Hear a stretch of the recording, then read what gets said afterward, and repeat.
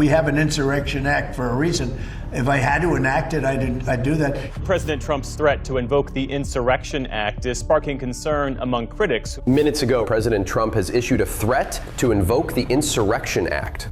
Invocation of the Insurrection Act cannot and does not suspend our constitutional rights. The president would be putting troops in legal and ethical jeopardy if he follows through on his threats. My name is Hina Shamsi. I direct the ACLU's National Security Project, and today we're going to be making sense of the Insurrection Act. Our first question today is, what exactly is the Insurrection Act? And why is President Trump threatening to invoke it? I'm so glad we're getting this question. There's a lot of confusion around it. And I gotta say right from the beginning, each time he's made that threat, it's been unnecessary, it's been inflammatory, and it's been dangerous. So let's talk about the act itself.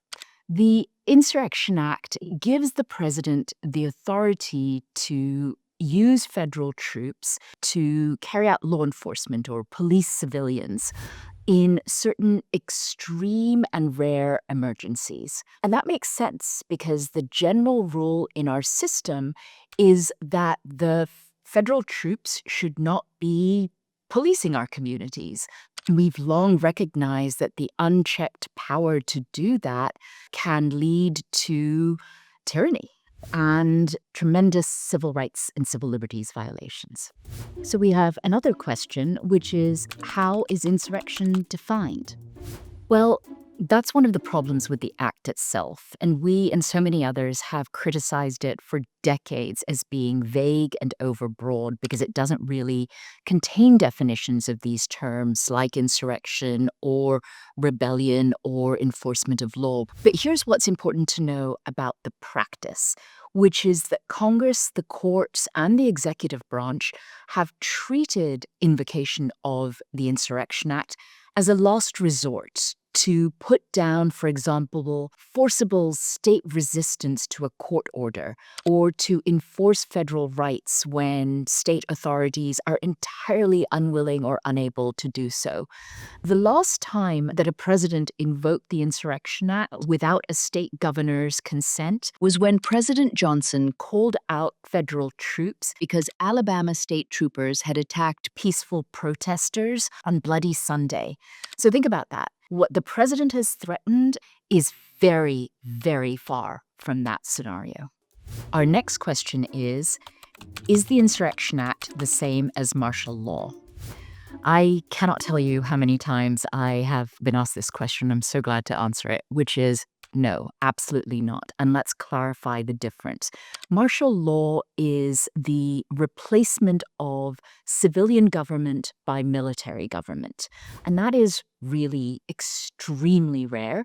It is used only in times of actual war, and that is just not happening. So, invocation of the Insurrection Act, bad as it would not be martial law. Can Trump invoke this act for the whole country, or will it be targeted at one place? While we don't know, it would be fairly unlikely that it would be for the entire country. Historically, on the rare occasions that presidents have in fact invoked the Insurrection Act, it's been specific to a particular location in response to a particular acute extreme emergency. So that's what history teaches us. What does the Insurrection Act not do? Are there consequences for incorrectly using the act?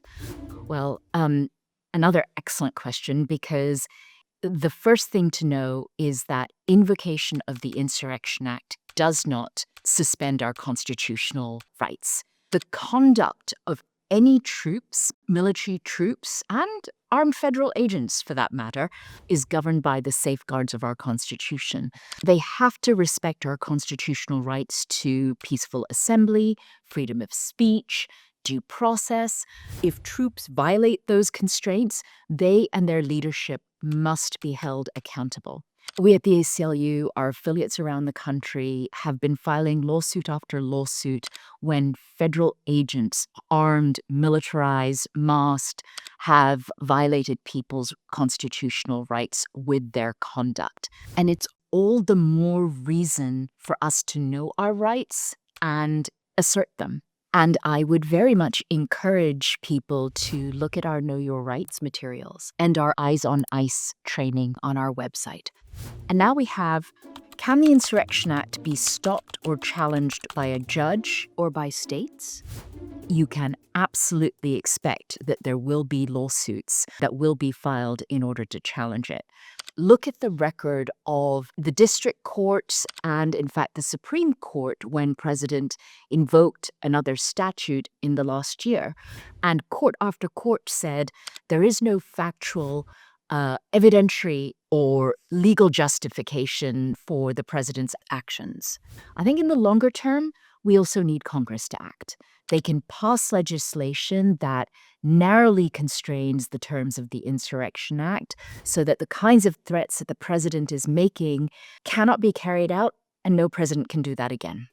And my last question is, what's your favorite song to listen to before arguing in court?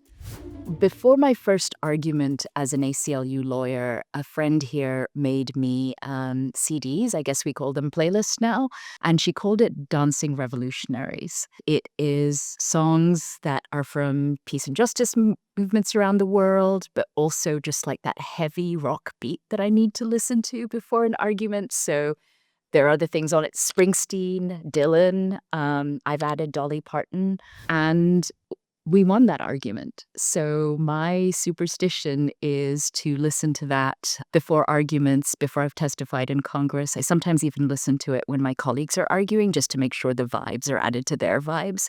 So thank you for that question. Those are really great questions, and I so appreciate people for submitting them and giving me the opportunity to respond. If you have any other questions, please feel free to leave them in the comment below. And remember to like and subscribe to the ACLU's YouTube channel.